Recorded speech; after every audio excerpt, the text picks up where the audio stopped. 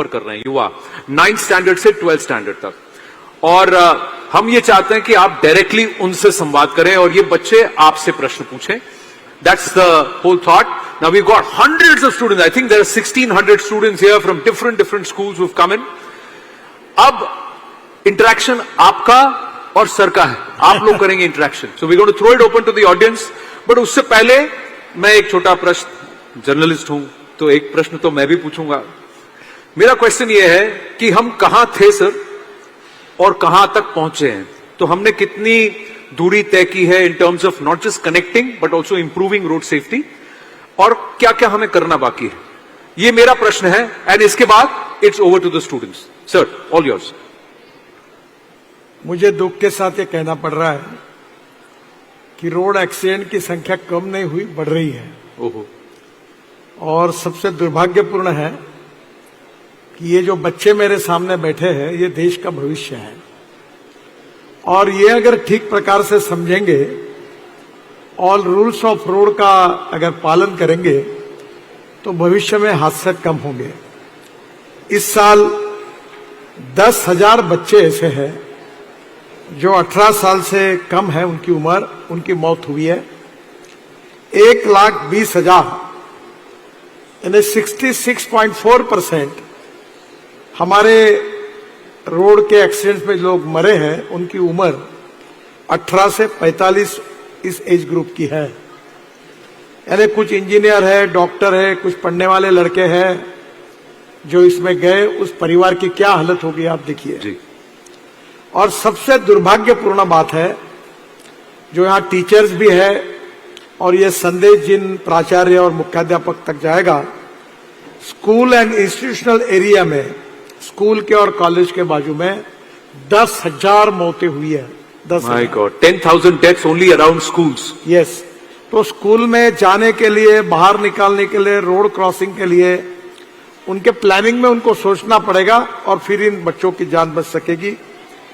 जो valid driving licence जिन्होंने लिया नहीं और स्कूटर और कार चलाने की कोशिश की, उनके कारण 35,000 मौतें हुई है। बच्चे अपने माता पिता को और अपने आसपास के लोगों को प्रभावित करते हैं, और आजकल कानून भी बना है कि बच्चे ने एक्सीडेंट किया, अगर वो माइनर है तो माता पिता पर गुनाह रजिस्टर होता है। तो मुझे लगता है कि स्कूल में कोई गलत काम किया तो पनिशमेंट होती है। तो ये बच्चे अगर ये तय करेंगे कि नहीं, हम गलत नहीं करेंगे, हम कानून से चलेंगे, तो मुझे लगता है कि रूल्स फॉलो करने से बच्चों की भी जान बचेगी और अनेक लोगों की जान बचाने का श्रेय इनको मिलेगा। और इसलिए मैं इन बच्चों को विशेष रूप से अनुरोध करूंगा कि जो रोड सेफ्टी के लिए जो रूल्स बने हैं, छोटे छोटे रूल्स हैं, कि मोबाइल पर बात नहीं करना, रेड सिग्नल होगा तो रुक जाना, स्कूटर चलाना है तो दोनों ने हेलमेट पहनना, गाड़ी में बैठेंगे तो सामने और पीछे में बेल्ट लगाना। अगर बेल्ट लगाए रहते तो मेरे मित्र थे डॉक्टर श्रीकांत जिचकार, उनका डेथ नहीं होता। बेल्ट लगा के होते तो साइरस मिस्त्री का डेथ नहीं होता।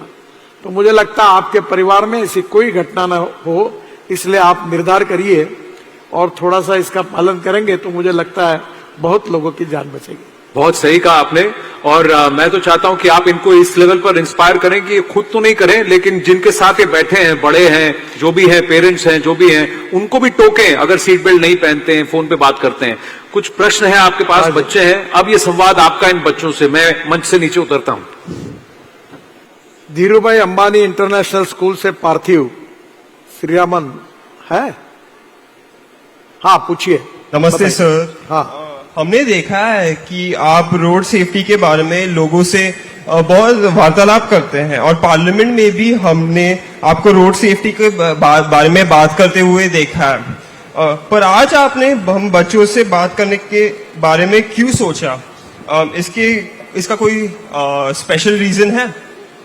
देखिए, हम लोग बड़े लोगों को समझाना और उनके मन को बदलना ये थोड़ा डिफिकल्ट है, और रोड एक्सीडेंट का संबंध ह्यूमन बिहेवियर के साथ है जी। और बच्चे ऐसे कि उनके बचपन में अगर उनको अच्छे संस्कार मिले, अच्छा प्रशिक्षण मिला, टीचर और माता पिताओं ने उनको समझाया, तो उनका मन बदल सकता है। और सबसे दुर्भाग्यपूर्ण बात है कि हमारे देश में अभी ये बढ़ती जा रही है मौतें। जी। 1,80,000 मौतें हो रही है। और जैसे अभी बताया कि 474 यानी एक बोइंग जिसकी कैपेसिटी है, उसमें हर दिन में एक बोइंग क्लैश हो रहा है जी। तो आप समझ लीजिए कि जो कोविड में नहीं मरते, कोई रोग में डिसीज के कारण नहीं मरते, लड़ाई में नहीं मरते, दंगों में नहीं मरते, वो सबसे ज्यादा लोग रोड एक्सीडेंट में मर रहे हैं। और इसलिए इसका रोड इंजीनियरिंग, ऑटोमोबाइल इंजीनियरिंग संबंध है। उसके लिए हमने बहुत प्रिवेंटिव मेजर्स किए। अभी गाड़ियों में 6 एयर बैग्स लग रही है इकोनॉमिक मॉडल में। पर सबसे इंपॉर्टेंट है कि अगर हमको लेफ्ट साइड से जाना है या हमको किसी को अगर उसके आगे निकलना है तो रोड उसके लिए डिसिप्लिन है, उसके नियम बने हैं जी। तो ये छोटे छोटे नियम अगर हम केयरलेस होंगे कि नहीं जाने दो कुछ नहीं होता, ये जाने दो कुछ नहीं होता, ये समस्या है। तो आप जैसे बच्चे इसका महत्व समझकर अगर वो मोबाइल पे बात नहीं करेंगे गाड़ी चलाते समय, सीट बेल्ट लगाएंगे, रेड सिग्नल होगा तो रुकेंगे, रेड सिग्नल होगा तो भी रोड क्रॉस करेंगे, हेलमेट पहनेंगे, छोटी छोटी बातें अगर आपने की तो मुझे लगता है कि हमारा देश निश्चित रूप से अनेक लोगों की जान बचा सकता है। देखिए, लाइफ इज वेरी इंपॉर्टेंट जी। जान है तो सब कुछ है।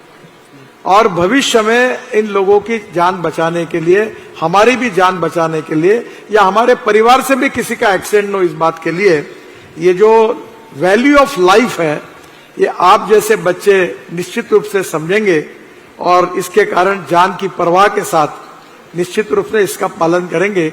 इसलिए ये बात बार बार लोगों तक पहुंचाने की आप सबके सहयोग से हम कोशिश करते हैं जी। धन्यवाद। इसके बाद में है अर्पित देशपांडे, ये कोलीवाड़ा स्कूल के है अर्पित है? Yes, sir. हाँ, पूछिए। Respected sir, this is Arpit Deshpande. I am a student of class 9th at Kendriya Vidyalaya Kolewada, Mumbai. I sincerely thank and express my gratitude to have the opportunity to interact with the expressway man of India. So, I would like to ask you a very important question. So, as we all have heard you say before that in neither the pandemic nor in any war or riots have the deaths been as much as compared to road crashes. देखिए, ये बात सच है कि हमारे देश में helmet न पहनने के कारण 55,000 डेथ्स हुए हैं। सीट बेल्ट पहले सामने भी ड्राइवर को लगाना है, बाजू बैठने वाले को लगाना, पीछे वालों के लिए भी हमने कानून बनाया और ऐसी गाड़ी आ रही है। और ये सीट बेल्ट न पहनने के वजह से 20,000 डेथ्स हुई है। और अब हेलमेट जो है वो 4 साल के ऊपर जो बच्चा है उसके लिए भी अनिवार्य है। और मोटर व्हीकल एक्ट में सीट बेल्ट सभी यात्रियों के लिए अब अनिवार्य है, चाहे वो सामने की सीट हो या पीछे की सीट पर हो। और नहीं पहनेंगे तो फाइन हम बढ़ाते जा रहे हैं। तो आप अगर पालन नहीं करोगे तो फाइन भी भरना पड़ेगा। एयर बैग्स की तभी कम थी, भाई अगर सीट बेल्ट लगाई तो एयर बैग के कारण हमारी जान बच सकती है। मैंने भी जैसे बताया कि साइरस मिस्त्री और डॉक्टर जिचकार, इनकी जान बच सकती थी अगर सीट बेल्ट लगता था जी। अभी पीछे की सीट बेल्ट ना लगाने पर हमने एक अलार्म लगेगा, वो कार में मैंडेटरी किया है। और पीछे हुए बैठे लोगों ने भी नहीं लगाया तो आवाज करेगा, सामने बैठे हुए लोगों ने नहीं लगाया तो जैसे वो ना अगर वो दरवाजा ठीक से लॉक नहीं होता है तो आवाज आता है। तो उस प्रकार की अरेंजमेंट की है। और स्कूल बस जो है आपकी, उसके भी नियम बना है और उसमें भी अब सीट बेल्ट अनिवार्य किया है। मेरा अनुरोध है हमारे प्रिंसिपल और मुख्याध्यापक जो उनको, कि डीजल के बजाय अगर आप इलेक्ट्रिक की अच्छी छोटी गाड़ी अगर लेंगे तो कॉस्ट बढ़ेगी नहीं, क्योंकि इलेक्ट्रिक एज ए फ्यूल सस्ती है और उसमें सीट बेल्ट और सुरक्षा का ध्यान लेकर उतने ही बच्चे आएंगे तो वो अफोर्डेबल भी होगा। तो मुझे स्कूल बसेस में अभी हमने कंपलसरी किया है। थोड़ा सा मुख्याध्यापक, टीचर और हमारे पालक और प्रिंसिपल इसके लिए थोड़े सजग रहेंगे। और स्कूल के जो एंट्री एग्जिट पॉइंट है उसको भी अच्छे आर्किटेक्ट से वेल डिजाइन करेंगे।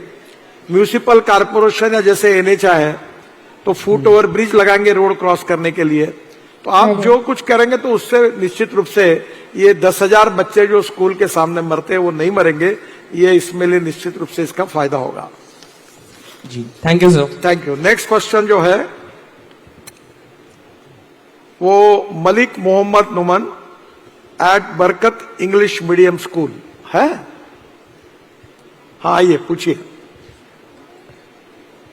Good afternoon, sir. I am Malik Noman from Albarkat School. I thank you for giving me a chance to speak in your presence. So my question is, we have seen in many cases that the passengers seated at the back in two-wheelers and four-wheelers don't wear helmets and seat belts. Is this allowed? Is it not mandatory for all the passengers to wear helmets and seat belts? अभी ये mandatory हुआ है। इसमें जो school bus नहीं आ रही, auto rickshaw जो बच्चों के लिए और स्कूल बस, उसमें सीट बेल्ट को अनिवार्य किया है। अब ये गाड़ी में बैठकर हेलमेट पहनने की जरूरत नहीं है। स्कूटर, टू व्हीलर के लिए, स्कूटर के लिए है। इसमें से बहुत कैपेसिटी से ज्यादा लोग भरते हैं क्योंकि इकोनॉमिक्स है कि उनको महीने का पैसा ज्यादा देना पड़ता है। तो मैंने सुझाव दिया है कुछ लोगों को कि डीजल की कीमत 110 रुपए है और वही इलेक्ट्रिक 15 रुपए में होती है। फ्यूल सस्ती है, अभी इलेक्ट्रिक आ गई है। तो आपकी स्कूल बस या ऑटो इलेक्ट्रिक पर होगा तो फ्यूल के कारण रेट नहीं बढ़ेगा, पर जितनी संख्या है उस साइज के हिसाब से उतने लोग बैठे। अभी कभी कभी मैं हमारे नागपुर में देखता हूं ऑटो रिक्शा के बाहर बच्चों के हाथ पैर बाहर निकले हुए रहते हैं और जैसे माल भरते कोई वैसे बच्चों को भरते हैं। ये रिस्की है, ये उनके जान के लिए भी अच्छा नहीं है। और इसलिए मुझे लगता है कि इसके बारे में जो रूल्स और गाइडलाइंस राज्य सरकार और भारत सरकार ने दी है उसके अनुसार अपने स्कूल में उसी प्रकार की बस में और ऑटो रिक्शा में बच्चे आए, इसकी चिंता प्रिंसिपल करेंगे, टीचर्स करेंगे और पालक करेंगे तो इसमें सुधार हो जाएगा और इसमें किसी बच्चे की जान नहीं जाएगी। और ऑटो ड्राइवर जो है या वैन के ड्राइवर्स है उनको भी प्रिंसिपल और मुख्याध्यापक ने बुलाकर उनको समझाना चाहिए और जो नियम का पालन नहीं करेंगे उनको कहना चाहिए कि भाई देखो आप नहीं करेंगे तो आपका